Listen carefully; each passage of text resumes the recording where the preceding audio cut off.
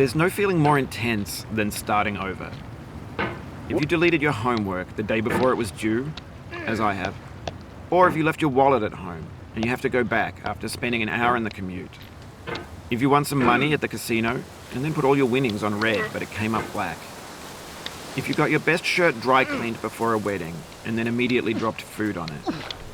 If you won an argument with a friend and then later discovered that they just returned to their original view. Starting over is harder than starting up. If you're not ready for that, like if you've already had a bad day, then what you're about to go through might be too much. Feel free to go away and come back. I'll be here. Alright, thanks for coming with me on this trip. I'll understand if you have to take a break at any point. Just find a safe place to stop and quit the game. And don't worry, I'll save your progress, always, even your mistakes. This game is a homage to a free game that came out in 2002, titled Sexy Hiking. The author of that game was Jazzuo, a mysterious Czech designer who was known at the time as the father of B games. And B games are rough assemblages of found objects. Designers slap them together very quickly and freely, and they're often too rough and unfriendly to gain much of a following. They're built more for the joy of building them than as polished products.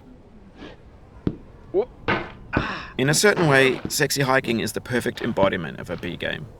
It's built almost entirely out of found and recycled parts, and it's one of the most unusual and unfriendly games of its time.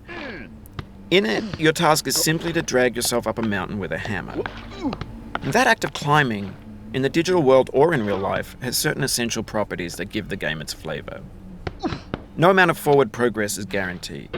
Some cliffs are too sheer or too slippery. And the player is constantly, unremittingly in danger of falling and losing everything. Anyway, when you start Sexy Hiking, you're standing next to this dead tree that blocks the way to the entire rest of the game. It might take you an hour to get over that tree, and a lot of people never got past it. You prod and you poke at it, exploring the limits of your reach and your strength, trying to find a way up and over. And there's a sense of truth in that lack of compromise.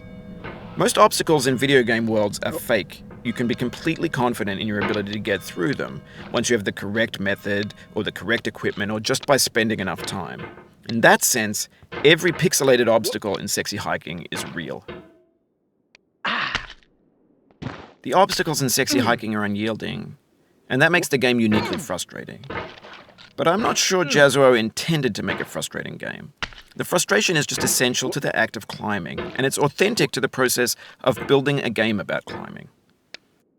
A funny thing happened to me as I was building this mountain. I'd have an idea for a new obstacle, and I'd build it, test it, and it would usually turn out to be unreasonably hard. But I couldn't bring myself to make it easier. It already felt like my inability to get past the new obstacle was my fault, as a player rather than as a builder. Imaginary mountains build themselves from our efforts to climb them, and it's our repeated attempts to reach the summit that turns those mountains into something real. When you're building a video game world, you're building with ideas, and that can be like working with quickset cement. You mold your ideas into a certain shape that can be played with, and in the process of playing with them, they begin to harden and set until they're immutable, like rock. And at that point, you can't change the world. Not without breaking it into pieces and starting fresh with new ideas.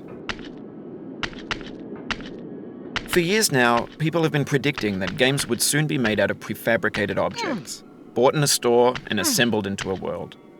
And for the most part, that hasn't happened, because the objects in the stores are trash. I don't mean they look bad or that they're badly made, although a lot of them are. I mean they're trash in the way that food becomes trash as soon as you put it in the sink. Things are made to be consumed and used in a certain context, and once the moment is gone, they transform into garbage. In the context of technology, those moments pass by in seconds. Over time, we've poured more and more refuse into this vast digital landfill that we call the internet. It now vastly outnumbers and outweighs the things that are fresh and untainted and unused. When everything around us is cultural trash, trash becomes the new medium, the lingua franca of the digital age. And you can build culture out of trash. But only trash culture. B games, B movies, B music, B philosophy. Maybe this is what digital culture is. A monstrous mountain of trash, the ash heap of creativity's fountain. A landfill with everything we ever thought of in it. Grand, infinite, and unsorted. Oh no. There's 3D models of breakfast, Gen X's fanfic novels, Scan magazines, green screen Shia LaBeouf, banned snuff scenes on LiveLeak. Facebook's got lifelike bots with unbranded adverts and candid shots of Kanye and Taylor Swift mashups, car crash epic failed GIFs, Russian dashcam vids, discussions of McRibs, discarded, forgotten, unrecycled, muddled, rotten, untitled. Everything's fresh for about 6 seconds, until some newer thing beckons, and we hit refresh. And there's years of persevering disappearing into the pile, out of style, out of sight. In this context, it's tempting to make friendly content that's gentle, that lets you churn